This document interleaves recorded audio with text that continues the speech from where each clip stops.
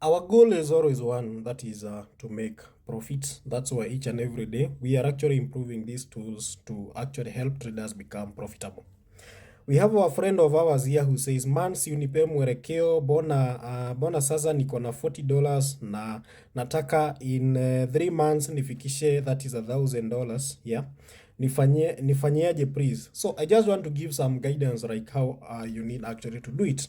So what I would advise you first of all is like you have $40. I would advise you every day just target something like $10 each and every day consistently for like $40 is more than enough.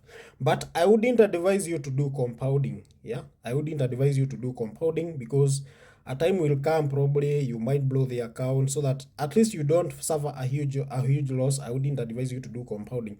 So with an account of $40, $50, I would advise you to take between that is $10 to $20. Ukifikisha hapo wewe toka market na utulie. So how do you go about it? With an account of $40, I would advise you to stake depending let's see how much you need to stake. If you stake like 1 USD, that is 1 USD, loss ya kwanza ni 1, loss ya pili ni $2, hiyo ingine ni $4. Those are 4 losses, hiyo ingine ni $8. 8 plus 4 is 12, 12 plus 3, that's around $15. Yeah, I would advise you to stake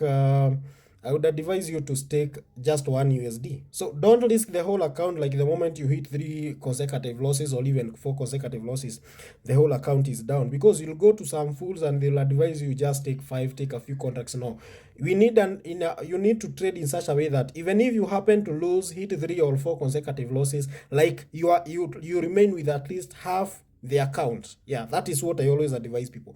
Not always like una blow account, una trade leo, una hit 4 consecutive losses, you blow up everything. Now you start getting back on the trenches to look that is for capital. I really don't advocate for that. Yeah, so always praise a stake that you know that like after a certain, like if you happen to hit some losses, like you'll still manage to trade with the same account without having to fund again.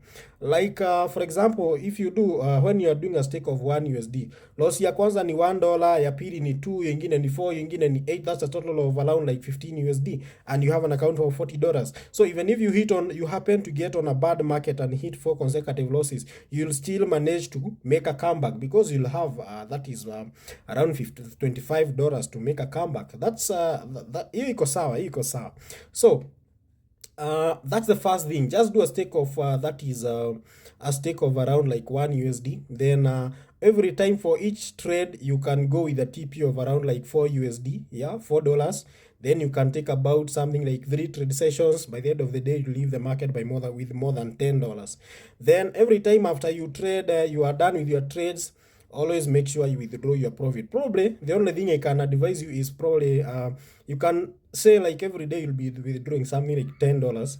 So in case you happen to make something like let's say 12, sometimes 13, sometimes 15, like just withdraw $10, then leave the rest of the funds there. At least pia una make sure your account ina glow kidogo, so that as time goes by your account afika mahali labda ifike mpaka you'll have an account which is around like $100. Yeah, with $100 target $20 to $30 na uko tu sawa. Trading is all about consistency. Si mambo mnaonyesha huku ya kuflip account, my friend. Hiyo mchezo mnaonyesha sijui every day you want to flip account, every day you want to flip, unaeka 10 napeleka 100.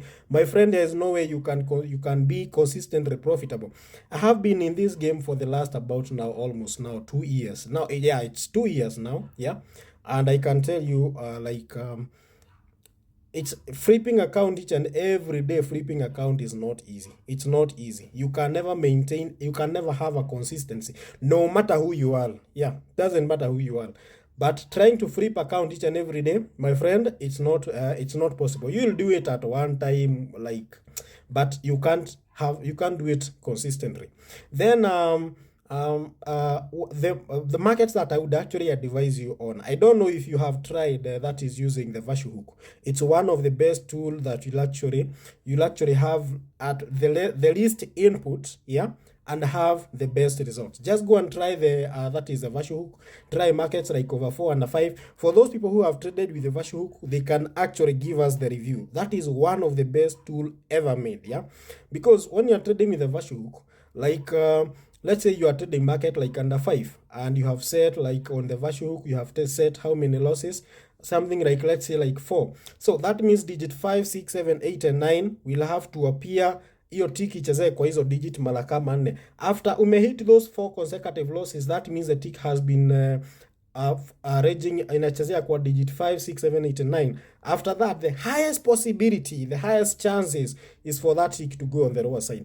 And because we are trading by the use of the speed of 1 tick, that means by any chance hiyo tick iende on the lower side, automatically we make a win. At the moment we make a win, what does the virtual hook does? Inarudi tena kwa virtual account, inaendelea kupiga hizo losses. The moment you hit some other 4 consecutive losses, or even 3 depending on what you set, mambo like is just amazing, just amazing. Just get on this account to angalia the videos that I did, probably I did today in the morning, all those videos that I did yesterday. Actually, I think the whole of this week, I think sijafanya any other video. I think sijafanya any other trade apart from trading with the virtual hook, because with the virtual hook you have the speed, everything is automated. Just get on traders.co.ke and get to do all this stuff. Yeah, all these robots, they are free of charge.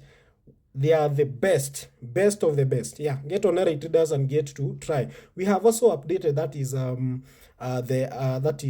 Airite bullet, but I'll do a video on that. Yeah, you can actually check out sometimes later. Goodbye.